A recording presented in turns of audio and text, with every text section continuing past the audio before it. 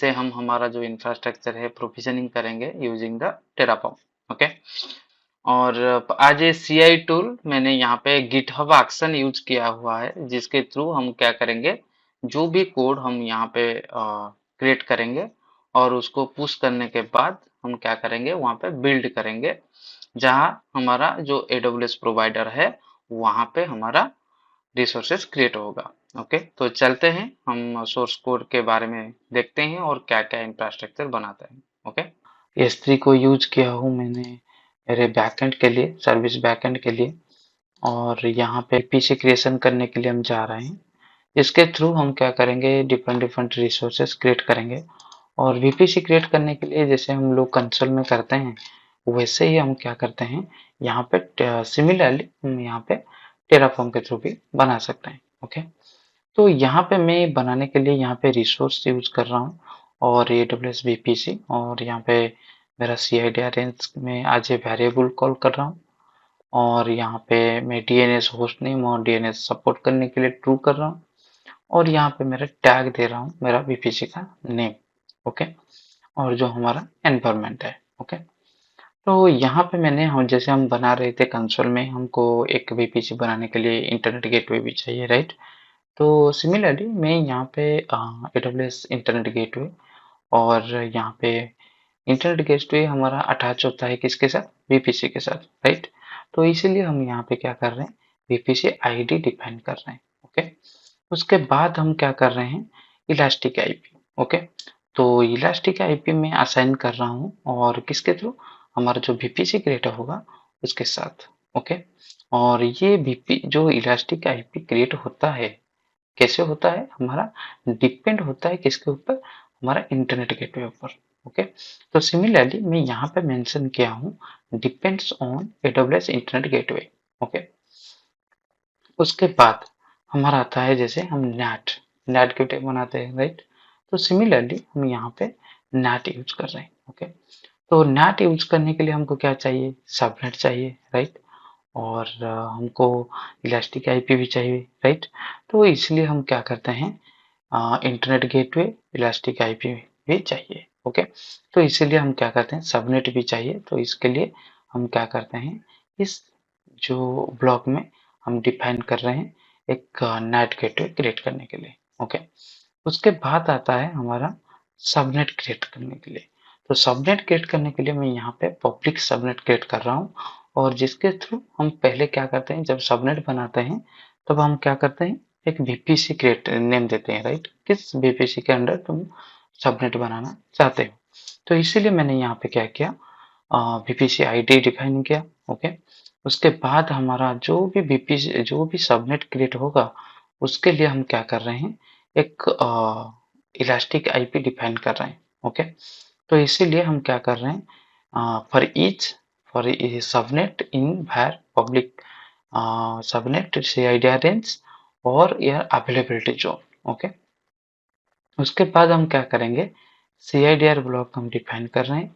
Okay, तो उसके बाद हम क्या करते हैं, अवेलेबिलिटी जोन, किस अवेलेबिलिटी जोन में मेरा जो पब्लिक सबनेट रहेगा। ओके, उसके बाद map public IP on launch to. Okay, that means जब हमारा इस CIDR इस सबनेट के अंदर जो भी हमारा इंस्टेंस लॉन्च करेंगे उसका पब्लिक आईपी असाइन होगा। ओके, उसके बाद हम क्या करते हैं, प्राइवेट सबनेट क्रिएट करते हैं। ओके, सिमिलरली हम यहाँ पे VPC आईडी देना पड़ेगा, उसके बाद CIDR ब्लॉक देना पड़ेगा, उसके बाद भी अवेलेबिलिटी जोन देना पड़ेगा।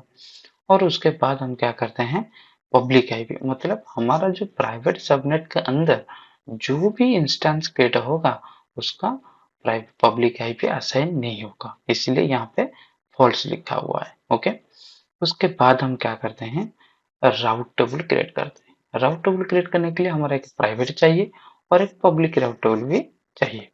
तो इसीलिए हम क्या करते हैं, VPC आईडी मेंशन कर रहे हैं। ओके, उसके बाद हम क्या करते हैं, नेमिंग देते हैं, टैग करते हैं, राइट।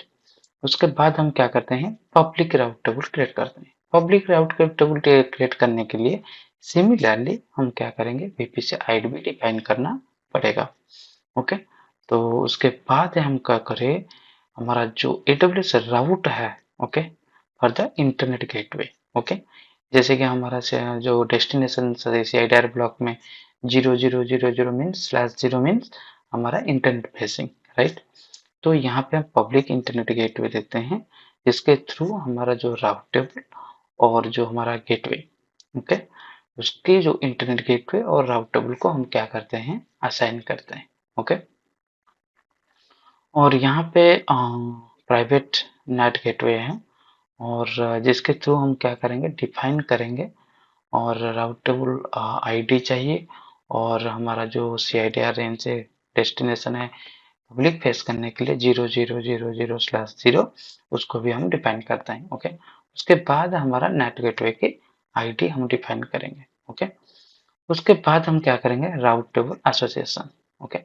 तो यहाँ पे हम राउट एसोसिएशन मीन्स हमारा जो राउट टेबल होगा उसको हम क्या करेंगे, एसोसिएट करेंगे किसके साथ, हमारा जो सबनेट के साथ, ओके। तो उसमें क्या करेंगे, हमारा एक public subnet route table association and private route table association, okay.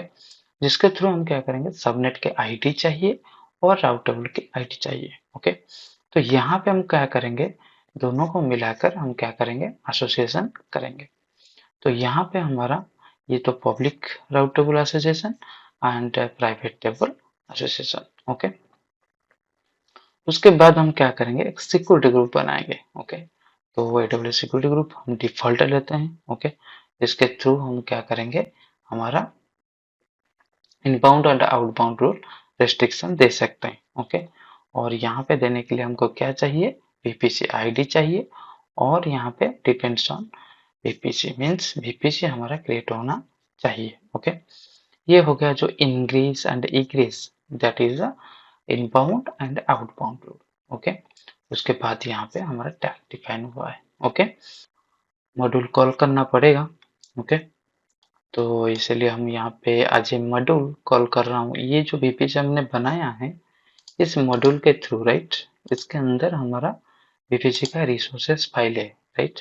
ये जो रिसोर्सेस फाइल है, राइट, ये रिसोर्सेस जब हम रिसोर्स क्रिएट करते हैं और उसको कॉल करते हैं उसको हम कहते हैं मॉड्यूल, ओके। तो यहाँ पे हम रिसोर्स बनाया है, ओके। जिस रिसोर्स के थ्रू हम कॉल करेंगे और यहाँ पे आज ये मॉड्यूल कॉल करेंगे, ओके। यहाँ पे हमारा रिसोर्स फाइल है और उसको अगर हम कॉल करेंगे और डिप्लॉयमेंट करेंगे और प्रोविजनिंग करेंगे, उसको हम कहते हैं आज ए मॉड्यूल, ओके।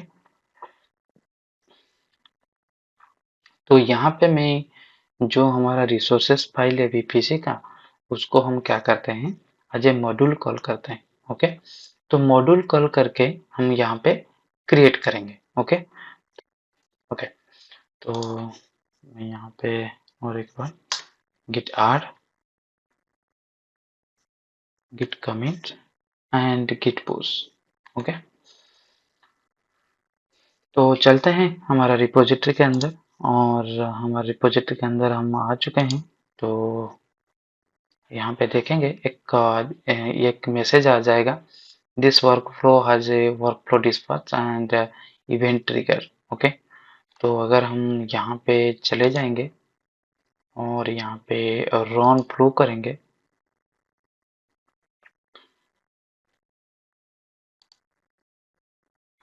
यहाँ पे हमारा एग्जीक्यूशन स्टार्ट हो गया है। एक्चुअली मैं यहाँ पे आप लोगों को दिखाने के लिए और समझाने के लिए मैं 2 स्टेज बनाया है, ओके। जिसके थ्रू आप लोग देख सकते हैं कि कैसे यहाँ पे एक एप्लीकेशन डिप्लॉयमेंट होने के बाद और इन प्रोविजनिंग होने के बाद और जिससे सेकेंड प्रोविजनिंग होता है, ओके। तो इसीलिए मैंने मैनुअली क्लिक करता हूँ और मैनुअल ट्रिगर कर रहा हूँ। पर हम जो इंडस्ट्री में हम क्या करते हैं, पुश करते हैं या मर्ज करते हैं, डिफरेंट डिफरेंट सिनेरियो में ऑटोमेटिकली क्रिएट होता है, ओके। तो यहाँ पे हम चले जाते हैं और देखते हैं प्लान में हमारा क्या क्या स्टेप्स हुआ है, तो क्या क्या प्रोविजनिंग हुआ है। तो प्लान करने के लिए यहाँ पे VPC इलास्टिक IP यहाँ पे मेंशन हुआ है, और उसके बाद हमारा यहाँ पे नेट गेटवे, ओके। और उसके बाद हमारा नेट गेटवे क्रिएट हो रहा है, और यहाँ पे हमारा राउट टेबल, ओके। और यहाँ पे पब्लिक राउट टेबल, ओके। और यहाँ पे राउटेबल एसोसिएशन होता है। ओके, ये सब कुछ हमारा डिफाइन हो गया है। और ये जो हम सिक्योरिटी ग्रुप बनाए थे, राइट, इनग्रेस और इग्रेस, राइट, ये भी क्रिएट हो रहा है। यहाँ पे सबनेट क्रिएट हो रहा है। ओके, तो देखते हैं हमारा अप्लाई होने के बाद। ओके, हमारा 21 रिसोर्सेज हमारा क्रिएट होगा। ओके, तो यहाँ पे हम देखते हैं 21 रिसोर्सेज क्रिएट होता है या नहीं। अप्लाई का अभी ट्रिगर हो चुका है, तो यहाँ पे हम अप्लाई में चले जाते हैं और यहाँ पे देखते हैं। और यहाँ पे क्रिएट हो रहा है, मॉड्यूल हमारा क्रिएट हो रहा है। और जिसको हम मॉड्यूल में VPC के क्रिएट करने के लिए हम कॉल कर रहे थे, तो यहाँ पे क्रिएट हो रहा है। ओके, वेट करते हैं थोड़ा।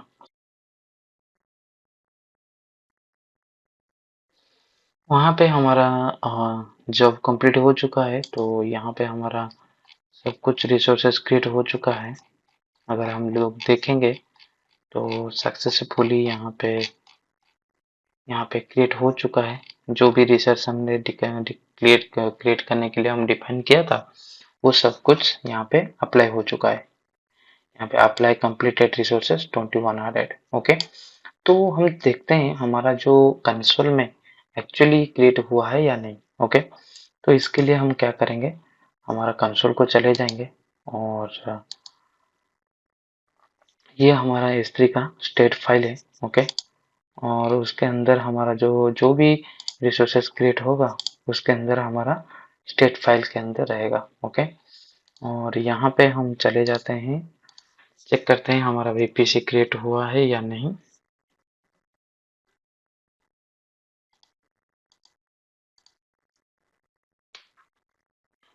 मैं अब US ईस्ट जोन को मैं जाता हूँ, नॉर्थ वर्जीनिया में, और यहाँ पे VPC। ओके, VPC जाने के बाद हम हमारा जो VPC का नेम था, श्री प्रौढ़ VPC, ओके, वो क्रिएट हो चुका है। ओके, और उसका CID रेंज था हमारा 10.0.0.0.16। ओके, और यहाँ पे हम चेक करते हैं।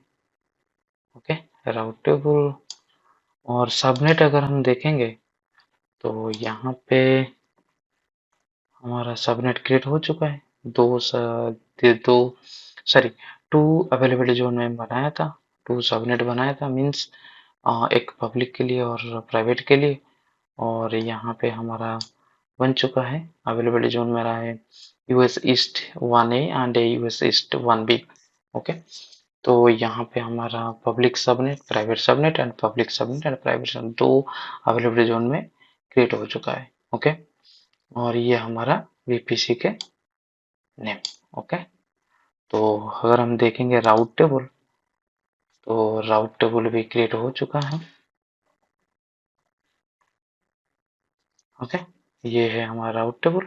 ओके, और उसके बाद अगर हम देखें इंटरनेट गेटवे, तो ये हमारा है इंटरनेट गेटवे। ओके, और अगर हम देखेंगे इलास्टिक आईपी, तो यहाँ पे 2 इलास्टिक आईपी क्रिएट हो चुका है। ओके, उसके बाद अगर हम देखेंगे नेट गेटवे, तो यहाँ पे हमारा 2 नेट गेटवे, एक पब्लिक के लिए और एक प्राइवेट के लिए।